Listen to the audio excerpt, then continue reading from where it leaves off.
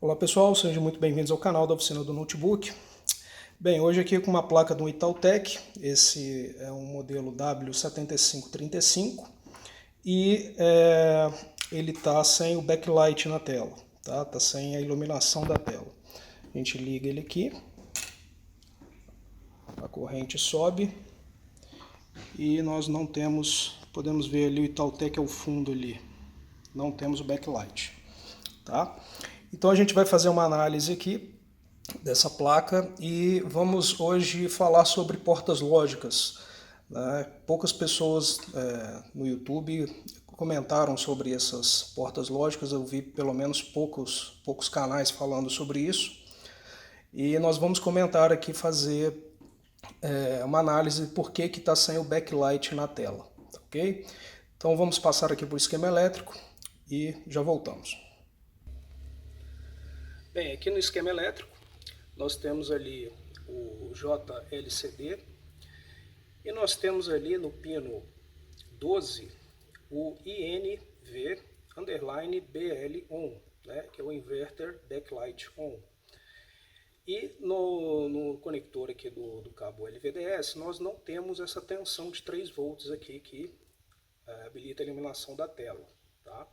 Então nós vamos fazer uma análise aqui, uma engenharia reversa, ver por que não está chegando essa tensão aqui. Bem, aqui nessa página do esquema nós temos as portas lógicas que eu mencionei anteriormente, tá? Vemos aqui que na saída dessa porta aqui nós temos o pino de habilitação ali para acender os LEDs da tela. Nós vemos aqui várias portas lógicas, tá, conectadas para que tenha o backlight aceso ali no final, tá? Então, antes de começar a fazer uma análise aqui desse esquema, eu peguei uma página aqui falando sobre portas lógicas e vamos dar uma pequena explicar um pouco como que funciona esse tipo de porta. Bem, eu peguei aqui um site qualquer de portas lógicas. Nós vemos aqui 6 tipos de portas, tá? A porta que a gente vai fazer a análise é essa porta aqui que nós temos no esquema. Essa é a porta AND ou porta E, tá? Então existem essas outras portas também. Eu me lembro de ter visto isso na faculdade de engenharia no 3º período, se eu não me engano, em sistemas digitais, que era matéria sobre circuitos eletrônicos. E vamos analisar essa porta e ver como é que funciona, qual é o funcionamento dela, tá? Vamos descer aqui o site. Vamos ver ela aqui. Essa aqui, ó, é a porta AND. Bem, vemos aqui que temos uma entrada A e B e temos uma saída C, tá? Então nós temos aqui uma tabelinha aqui ao lado, mostrando A, B e C. Bem, quando entra 0 na porta A e 0 na porta B, nós temos uma saída 0. Pode ser entendido como nível lógico baixo, tá? Como entrar nível lógico baixo 0, nível lógico alto 1. E nós temos a saída ali 0 quando nós temos 2 entradas de nível lógico baixo. Nós temos ali depois 0 e 1 sai 0, 1 e 0 sai 0 e 1 e 1 sai 1. Ou seja, só vamos ter nível lógico alto quando tivermos uma entrada de nível lógico alto na entrada 1, na entrada A, na entrada B, nós temos saída C como um nível, a gente pode entender ali como saída de 3,3, tá? Entrando 3,3 na A e B, saindo 3,3. Qualquer outra alternativa, nós temos 0 volts na saída.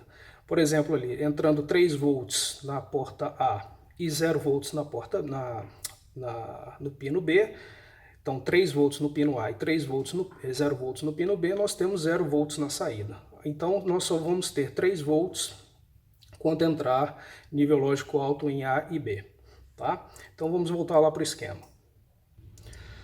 Bem, então aqui no esquema aqui do nosso inverter, nós temos aqui um componente que é o U16. Tá? Aqui nós temos o 16A, o 16B, tá? O C e o D. Na verdade é um componente só. Esse aqui é um componente só, tem o mesmo encapsulamento com essas portas lógicas interligadas.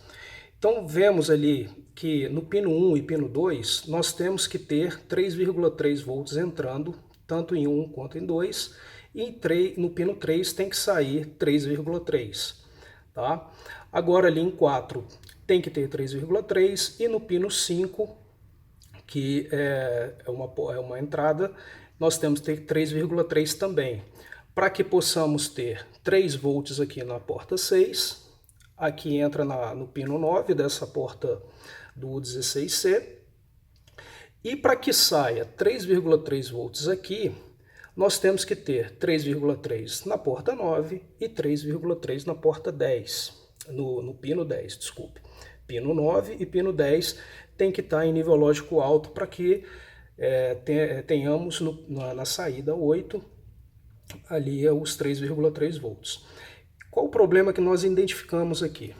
O problema, nós temos todas essas tensões presentes, pino 9 temos 3,3 na placa, e eu medi o pino 10, está com 0 volts. Voltando para essa porta lógica, eu tenho aqui a tensão de power good 3,3 normalmente, e aqui em cima eu tinha que ter 3,3 para ter uma saída de 3,3. Lembra da tabelinha? 1 e 1 sai 1. Mas aqui eu estou tendo apenas 0 volts aqui no pino 12 dessa porta. Então ela está mandando 0 volts aqui no pino 10 e no pino 8 não está saindo os 3,3 que a gente precisa para acender os LEDs da tela. Tá? Então qual que é o problema aqui? É o pino 12, ou seja, esse lead underline SW hashtag. Né? Então ele está ativo porque ele está com 0 volts e aqui teria que ter uma tensão de 3,3. Então vamos analisar ali na placa o porquê que esse lead está com 0 volts. Então pessoal, antes de ir para a placa, aqui no próprio esquema elétrico, nós vemos aqui que o lead é gerado por esse componente aqui, SU1. Tá? Nós vemos aqui que no pino 1 nós temos um VCC, no pino 3 nós temos o ground e no pino 2 temos a saída do lead. Né? É praticamente como se fosse um jumper mesmo, né? Não tem um pino de controle aqui nesse componente. E temos a saída aqui de 3,3 volts. Né? Então nós não temos essa saída lá. Então a gente vai ver se esse componente está funcionando perfeitamente na placa. Tá? Então agora a gente vai para a placa-mãe. Então pessoal, o nosso componente aqui, o SU1, é esse componente aqui, onde nós temos, deixa eu focar aqui melhor, esse aqui é o pino 1, o pino 2 e o terra. Tá? Então vamos ligar a placa aqui e ver o que está acontecendo. O pino 1 dele, nós não temos tensão, que é o pino VCC. No pino 2 também não vai ter, né? É uma tensão de 0,3. E o pino 4 aqui é o ground. Então, a tensão de lead, ela vem pelo cabo flat, 3 volts. Ele faz a transferência da tensão para o Vout e esse Vout desce pelo flat, formando a tensão de lead. Tá? E olha o que nós vemos aqui. O conector do power está todo chamuscado, tá muito feio isso aqui. Alguém aplicou calor aqui em algum componente e derreteu aqui esse componente, esse conector. Então nós vemos que no pino 2 aqui vai subir uma tensão de 3 volts, aquele componente vai transferir e vai descer uma tensão de lead aqui pelo conector do power. Então quais são as possíveis soluções aqui? Aqui eu vou fazer a troca desse conector, obviamente, que está muito feio. Pode ser que o cabo flat esteja com algum problema, alguma trilha rompida, ou até mesmo aqui o componente pode estar danificado. Então, vemos aqui que o computador, a placa está ligada e nós não temos backlight. Então, o backlight não está sendo gerado justamente pela placa de power, cabo flat e o nosso conector. Tá? Vamos fazer uma análise lá com o multímetro daquele componente. Assim que nós fizermos a troca aqui e resolvemos o problema, vamos ver aquele componente lá das portas lógicas, como é que ele se deve comportar para que gere o backlight. Bom, pessoal, fiz a troca aqui do conector, coloquei um conector, tirei de uma placa, tá? Agora a tela já está com backlight. Deixa eu desligar e ligar novamente.